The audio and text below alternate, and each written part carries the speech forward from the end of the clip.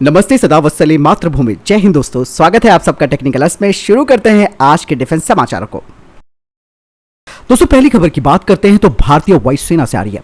भारतीय वायुसेना electronic intelligence यानी कि ELINT और कम्युनिकेशन इंटेलिजेंस की अपनी आवश्यकताओं को पूरा करने के लिए एक RFI जारी की है, यानी कि रिक्वेस्ट फॉर इंफॉर्मेशन। कहा जा रहा है कि ये सिस्टम 10 टन के 6x6 ट्रक पर माउंट होना चाहिए, जिसमें कि परमाणु, जैविक और रासायनिक सुरक्षा के साथ बुलेट प्रूफ कैबिन हो और ये -40 डिग्री सेल्सियस से 50 डिग्री सेल्सियस और 16,000 फीट की ऊंचाई तक के तापमान पर काम करने में सक्षम होना चाहिए। कहा जा रहा है कि इस तरीके के सिस्टम्स में पोजीशनिंग और time site mapping data processing facility, capacitive power supply generator और भारतीय वायुसेना का जो संचार नेटवर्क है उसके साथ इसे एकीकृत किया जाना चाहिए। दोस्तों भारतीय वायुसेना पहले से ही इस तरीके के इलेक्ट्रॉनिक और कम्युनिकेशन इंटेलिजेंस सिस्टम का इस्तेमाल कर रही है, जिन्हें की DRDO और भारत इलेक्ट्रॉनिक्स लिमिटेड ने तैयार किया है। मैं बताना चाहूंगा दोस्तों, BL ने अभी हाल ही में भारतीय वायुसेना के लिए एक ग्राउंड आधारित mobile electronic intelligence and communication intelligence system को तैयार किया है, जिसका नाम है हिमराज। लेकिन अब कहा जा रहा है कि ये जो नए तरीके का सिस्टम होगा ये और ज्यादा एडवांस होगा, जिसमें कि ऑफ द शेल्फ हार्डवेयर और सॉफ्टवेयर लगाए जा सकते हैं, जो कि खास करके ओपन मार्केट यानी कि खुले बाजार में मौजूद होते हैं। इसका मतलब यह है कि इस तरीके के जो कंपोनेंट्स हैं जिन्हें बाजार से खरीदा जाएगा, उन्हें तैयार करने की यानी कि बनाने की जरूरत नहीं पड़ेगी। दोस्तों मैं बताना चाहूंगा कि इस तरीके के जो सिस्टम्स होते हैं उनका काम होता है सूचना को एकत्रित करना और उनका एनालिसिस करना, और ये सिस्टम दुश्मन के उपकरणों की क्षमता और उसके स्थान का आकलन कर सकते हैं और उसकी जगह यानी कि स्थान का आकलन करने में मदद करते हैं। साथ ही दुश्मन की गतिविधियों और इरादों पर अग्रिम चेतावनी भी प्रदान करते हैं। बढ़ते अगली खबर की तरफ, जो कि भारत और चीन को लेकर आ रही है। दरअसल दोस्तों वास्तविक नियंत्रण रेखा यानी कि LAC पर जो कुछ भी चल रहा है उससे आप सभी वाकिफ हो, और इसकी वजह से भारत और चीन के संबंध काफी खराब हो चुके हैं और इसे वापस पटरी पर लाने की कई बार बातचीत हो चुकी है, लेकिन दोनों देशों के बीच संबंध अभी सामान्य नहीं हुए हैं। और अब इस बारे में खुद भारत के विदेश मंत्री डॉक्टर S जयशंकर जी ने कहा कि भारत चीन संबंध तब तक सामान्य नहीं हो सकते जब तक कि सीमा की स्थिति सामान्य नहीं होती। उन्होंने कहा कि अगर चीन सीमावर्ती क्षेत्रों की शांति भंग करता है तो ये संबंधों को और प्रभावित करेगा। विदेश मंत्री जी ने आगे बताया कि हमने अपनी स्थिति बनाए रखी है और अगर चीन सीमावर्ती क्षेत्रों में शांति भंग करता है तो यह हमारे संबंधों को और प्रभावित करेगा। इसी वजह से हमारे संबंध चाइना के साथ अभी सामान्य नहीं हुए। आगे जयशंकर जी ने कहा कि सबसे बड़ी समस्या सीमा की स्थिति है और भारतीय सेना जमीन पर डटी हुई है।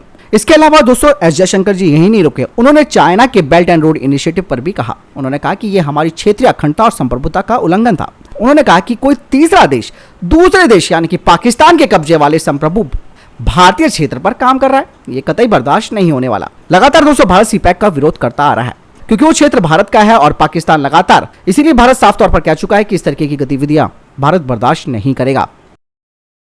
दोस्तों अगली खबर भारत और ओमान की सेनाओं को लेकर आ रही है। भारत और ओमान करीबन 13 दिनों का सैन्य अभ्यास करेंगे, जो कि आतंकवाद रोधी अभियान पर केंद्रित होगा। सैन्य अभ्यास की शुरुआत 1 अगस्त यानी कि आज से शुरू हो चुकी है और ये अभ्यास यानी कि एक्साइज महाजन फील्ड फायरिंग रेंज राजस्थान के विदेशी प्रशिक्षण नोड में आयोजित हो रही है। इसके लिए ओमान पैराशूट रेजिमेंट सुल्तान के 60 कर्मियों की सेना की टुकड़ी अभ्यास स्थल पर पहुंची है। वहीं भारतीय सेना का प्रतिनिधित्व 18 मैकेनाइज्ड इन्फेंट्री बटालियन के सैनिकों की ओर से किया जा सकता है। XL नहाज का पिछला संस्करण 12 से 25 मार्च 2019 तक आयोजित किया गया था, जिसे कि मस्कट में आयोजित किया गया था। हालांकि इस अभ्यास में वही पेशेवर बातचीत, अभ्यास, आपसी समझ, संयुक्त कमान, नियंत्रण संरचनाओं की स्थापना, आतंकवादी खतरों से कैसे निपटा जाए, इन सब चीजों में कोऑर्डिनेशन करना है। दोस्तों अगली खबर श्रीलंका से आ रही है। श्रीलंका को दोस्तों आप धोखेबाज, एहसान फरामोश, कुछ भी जो भी आपके मन में आ रहा है वो कह सकते हो, क्योंकि इस श्रीलंका ने लाख मना करने के बावजूद भी आखिरकार दोस्तों इस श्रीलंका ने चाइना को रास्ता दे दिया है कि आप आइए हबनटोटा में रुकिए और वहां पर लंगर डालिए। भारत के द्वारा इतना सब कुछ करने के बाद भी चाइना की बातों में आकर के श्रीलंका ने रास्ता दे दिया है और उनको रुकने की इजाजत दे दी है। अब ये कहा जा रहा है कि ये जो ट्रैकिंग शिप युआंगवांग 5 है वो 16 अगस्त को श्रीलंका के हबनटोटा पर पहुंच जाएगा। ये एक बड़ा झटका है दोस्तों भारत की जियोपॉलिटिक्स के लिए भी। इसके अलावा वो अमेरिका के लिए भी ये झटका है, क्योंकि अमेरिका ने भी इसके लिए चेताया था कि भैया इसको यहाँ मत आने दीजिएगा, लेकिन नहीं माना तो नहीं माना। अब इसके पीछे का रीजन भी आप सुन लीजिए। इसके पीछे का रीजन सबसे बड़ा ये है कि जो लीज पर दिया गया है हबनटोटा पोर्ट श्रीलंका को, तो वो तो अपनी मनमानी करेगा। ऐसे में श्रीलंका चाहते हुए भी चाइना को नहीं रोक सका। दोस्तों यहाँ पर गलती दोस्तों भारत की भी है। जिस दौरान चाइना हबनटोटा को 99 साल की लीज पर ले रहा था, उस दौरान भारत को सख्त कार्रवाई श्रीलंका के ऊपर कर देनी चाहिए थी। हाँ या ना में फैसला उसी दिन हो जाता, लेकिन आज ये गले की हड्डी बन चुकी है, नासूर बन चुका है और भारत बड़ा मददगार हो रहा है। वैसे ही नेपाल भी हमको आंखें दिखा रहा है। दोस्तों बढ़ते अगली खबर की तरफ, जो कि शिक्षा मंत्रालय से आ रही है। केंद्रीय शिक्षा मंत्री धर्मेंद्र प्रधान जी ने कहा है कि देश के स्कूली पाठ्यक्रम में भारतीय सैनिकों की वीरता को शामिल किया जाएगा, ताकि छात्रों में देश के प्रति जिम्मेदारी की भावना को पैदा किया जा सके। साथ ही उन्होंने आगे बताया कि इस पाठ्यक्रम में सशस्त्र बलों के वीरतापूर्ण कार्यों और बलिदानों की कहानी को शामिल किया जाएगा। इसके अलावा शिक्षा मंत्री ने बताया कि शिक्षा मंत्रालय रक्षा मंत्रालय की सलाह से पिछले 75 सालों में हमारे सैनिकों की वीरता और भारत की वीर गाथा को स्कूली पाठ्यक्रम और हमारी किताबों में शामिल करने का काम करेगा। बढ़ते हैं अगली खबर की तरफ, जो कि टीटागढ़ वैगन लिमिटेड को लेकर आ रही है। दोस्तों बता दें कि टीटागढ़ वैगन लिमिटेड ने तीसरे डाइविंग सपोर्ट क्राफ्ट की लेन सेरेमनी का आयोजन किया। बता दें कि भारतीय नौसेना के लिए तीसरा डाइविंग सपोर्ट क्राफ्ट इस प्रोजेक्ट के तहत बनाया जा रहा है और कुल मिलाकर 5 डाइविंग सपोर्ट जो क्राफ्ट हैं उन्हें तैयार किया जाएगा 175 करोड़ रुपए की लागत से। बता दें कि इस जहाज में state of the art diving उपकरण होंगे। इसके अलावा टूल्स होंगे जो कि भारतीय नौसेना के युद्धपोतों की पानी के नीचे भी मरम्मत करने में सक्षम होंगे। दोस्तों अगली खबर F-35 विमान को ही लेकर आ रही है। दरअसल मैंने आपको कल बताया था कि ब्रिटिश पब्लिकेशन ने दावा किया है कि भारत को F-35 फाइटर जेट लेना चाहिए। ऐसे में इनका कुछ और नया बयान सामने आया, जिसमें कि इन्होंने कहा कि भारत को अब heavy modified F-35 fighter jet का ऑफर किया जाएगा, जिस तरीके से इजराइल को किया गया था, जो कि इजरायली वर्जन F-35 जैसा ही होगा, जिसे इजरायली डिफेंस कॉन्ट्रैक्टर अपनी भागीदारी के साथ तैयार करते हैं। बता दें कि इजराइल के F-35 को F-35I कहा जाता है और कुछ देशों को ही उनके हिसाब से F-35 पर मॉडिफिकेशन किया जा सकेगा। ऐसे में ये जो मॉडिफाइड F-35 होगा उसमें भारत में द्वारा तैयार किए गए हथियार लगे होंगे, साथ ही भारत का इलेक्ट्रॉनिक वॉरफेयर सिस्टम भी इसमें लगा होगा। इसके अलावा इन्होंने कहा कि भारत इस फाइटर जेट के एवियोनिक्स को गहराई से बदलने में भी सक्षम होगा और भारत को इसकी अनुमति दी जाएगी, जिसमें कि F-35 का वर्तमान सॉफ्टवेयर स्विट्स भी शामिल है, जो कि भारत को इस F-35 के सिस्टम और वेपन पैकेज को अपग्रेड करने का एक मौका देगा, वो भी बिना किसी अमेरिकी परमिशन के। इसके अलावा इस ब्रिटिश पब्लिकेशन ने कहा कि भारत F-35 फाइटर जेट की सप्लाई भी कर सकेगा और उसे उन देशों के हिसाब से भी मॉडिफाई कर सकेगा जिन देशों को वो इसे बेचना चाहेगा। लेकिन भारत इसे चुने गए जो लोकल पार्टनर्स हैं, जो कि खास करके लॉकहीड मार्टिन के होंगे, उनके साथ ही इस तरीके का सौदा कर सकेगा। इसके अलावा दोस्तों लॉकहीड मार्टिन का कहना भी है कि वो भारत को जो F-35 देगा, यानी कि जो बेस F-35A देगा, उसकी कीमत होगी $77 मिलियन पर F-35A, जिससे कि ये वर्तमान के 4.5 जनरेशन वाले एयरक्राफ्ट से भी सस्ते होंगे, जिन्हें की MRFA के तहत भारतीय वायुसेना को ऑफर किया गया है। हालांकि दोस्तों ये भी बहुत अच्छी बात है कि F-35 को भारत अपने हिसाब से मॉडिफाई कर सकेगा, जिस तरीके से इजराइल ने कर रखा है।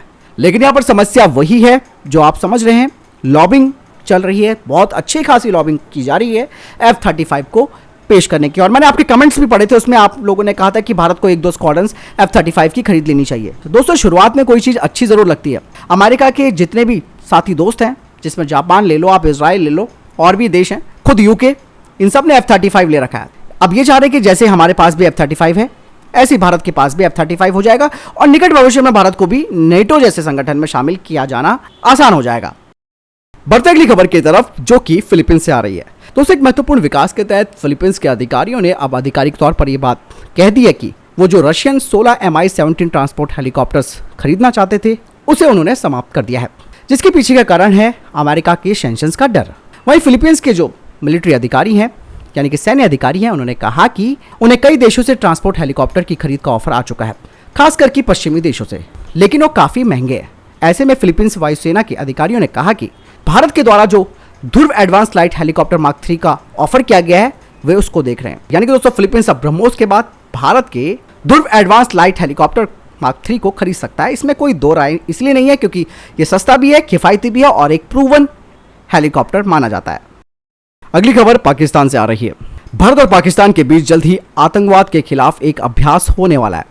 आतंकवाद के खिलाफ आप समझ रहे हैं, जो खुद ही आतंकवादी देश है वो अब आतंकवाद के खिलाफ अभ्यास करेगा भारत के साथ। कहा जा रहा है कि दोनों देशों के बीच तनाव के बावजूद भी इस साल के अंत में पाकिस्तानी सेना भारत आएगी। इसके अलावा जो SCO है, यानी कि शंघाई सहयोग संगठन के बैनर के तले आतंकवाद विरोधी एक्सरसाइज की जाएगी। पाकिस्तान की तरफ से इस बात की पुष्टि भी कर दी गई है कि उनकी सेना इस एक्सरसाइज में शामिल होगी। अगली खबर की बात करते हैं तो बांग्लादेश और चाइना को लेकर आ रही है। दरअसल दोस्तों चाइना ने बांग्लादेश को टैंक और गोले की आपूर्ति की है। अब ढाका ने इनकी आपूर्ति को ठुकराते हुए कहा है कि इन गोलों का परीक्षण नहीं किया गया है। बांग्लादेश इनकी गुणवत्ता को लेकर असंतुष्ट भी है। बांग्लादेशी नौसेना ने कहा कि चाइना के द्वारा उपलब्ध कराए गए रडार से भी वो संतुष्ट नहीं है।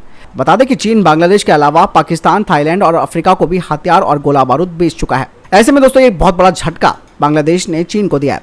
बांग्लादेश वैसे भी अपनी खराब आर्थिक स्थिति की वजह से चीन की तरफ रुख करने के लिए बाध्य हुआ है। उसकी सेना ने चीन से हल्के हथियार, आर्टिलरी और बख्तरबंद वाहन खरीदे हैं, क्योंकि बांग्लादेश अपनी सेना को आधुनिक बना रहा है। 2011 से 2020 के दौरान चीन से कुल $3 अरब के हथियार उन्होंने खरीदे, लेकिन अब चूना बड़ा सही तरीके से बांग्लादेश पर लग गया है और अब मजबूरन बांग्लादेश को बोलना पड़ा है कि भैया आपकी गुणवत्ता, चाहे वो हथियार हो चाहे गोला बारूद है, वो ठीक नहीं है। बढ़ते अगली खबर की तरफ, जो कि अमेरिका से आ रही है।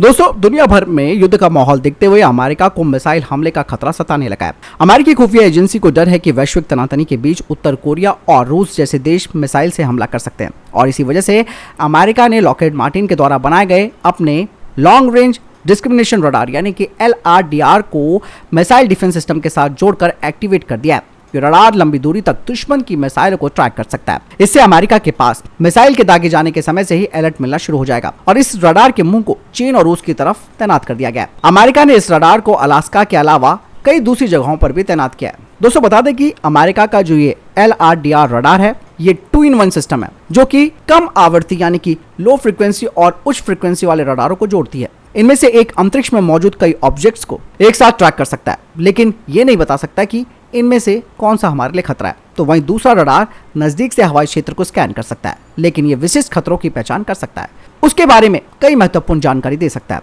ये रडार बैलिस्टिक, क्रूज और हाइपरसोनिक मिसाइल खतरों से निपटने में काफी महत्वपूर्ण भूमिका निभा सकता है। इसके अलावा अंतरिक्ष में इस रडार की पहुंच से अमेरिका की स्पेस कमांड को भी बड़ा फायदा मिलेगा। दोस्तों, अगली खबर POK से आ रही है। कहा यह जा रहा है कि पाकिस्तान के कब्जे वाले कश्मीर की जेलों में 15वें संविधान संशोधन को लाने की पाकिस्तानी सरकार की योजना के खिलाफ बड़े पैमाने पर लोग विरोध प्रदर्शन कर रहे हैं। ये संशोधन स्थानीय सरकार की वित्तीय और प्रशासनिक शक्तियों को इस्लामाबाद में स्थानांतरित कर देगा। पाकिस्तानी सरकार के इस फैसले की वजह से इस क्षेत्र के सभी 10 जिलों के नागरिक आक्रोश में हैं। इन विरोध प्रदर्शनों ने POK के अन्य इलाकों में यानी कि रावलकोट, बाग, पुंछ, मुजफ्फराबाद और नीलम घाटी में हालात और खराब कर दिए हैं। इसके अलावा ये भी कहा जा रहा है कि संविधान में 15वें संशोधन को पेश करने के इस कदम के साथ पाकिस्तान इस क्षेत्र के प्राकृतिक संसाधनों का दोहन करना शुरू कर देगा, इसलिए लोग अब इसके खिलाफ आवाज उठा रहे हैं। दोस्तों, अगली खबर की बात करते हैं तो भारत की वीनस मिशन को लेकर आ रही है। दरअसल ये कहा जा रहा है कि फ्रांस ने रूस के साथ मिलकर वीनस मिशन के यानी कि भारत का जो शुक्र मिशन है उसके ऑर्बिटर के लिए एक जो महत्वपूर्ण उपकरण बनाना था, उसकी योजना को छोड़ दिया है। बता दें कि इस उपकरण यानी कि इस डिवाइस का उद्देश्य स्पेक्ट्रोस्कोपी के द्वारा शुक्र के वातावरण का अध्ययन करना है, और इसीलिए इस डिवाइस में फ्रांस के घटकों का होना बेहद जरूरी था। हालांकि वीनस मिशन के लिए भारत ने 2024 की समय सीमा निर्धारित कर रखी है। वहीं भारत की तरफ से इस बारे में कुछ नहीं कहा गया कि शुक्र ग्रह का ये मिशन होगा या नहीं। दोस्तों, अगली खबर भी अंतरिक्ष से आ रही है। इटली के अंतरिक्ष यात्री सामंता ने भारत के गगनयान अभियान की सफलता की कामना करते हुए भारतीय अंतरिक्ष अनुसंधान संगठन इसरो को एक वीडियो संदेश भेजा है। गगनयान को अगले साल प्रक्षेपित किया जाना है। बता दें कि इस वीडियो में सामंता ने नासा और इसरो के संयुक्त मिशन की भी चर्चा की और कहा कि नासा अगले अंतरिक्ष मिशनों के लिए इसरो के साथ अपने संबंधों को बढ़ा रहा है। दोस्तों, ये पहली बार है जब ISI से यानी कि इंटरनेशनल स्पेस स्टेशन से किसी अंतरिक्ष यात्री ने भारत के लिए एक शुभकामना वाला संदेश भेजा है।